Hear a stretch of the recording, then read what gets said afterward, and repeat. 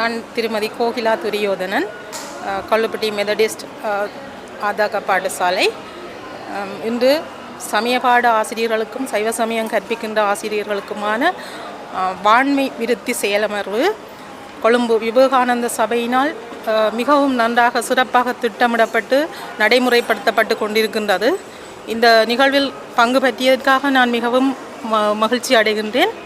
அத்தோடு இங்கே கலந்து கொண்ட வளவாளர்கள், பல்கலைக்கழக விரிவுரையாளர்கள், அவர்களிடம் கற்றது உண்மையிலே மிகவும் என்னுடைய பழைய ஞாபகங்களை எனக்கு ஞாபகப்படுத்தியது. இதே போன்ற ஒரு செயலமர்வை நான் கொஞ்சம் கூட எதிர்பார்க்கவில்லை.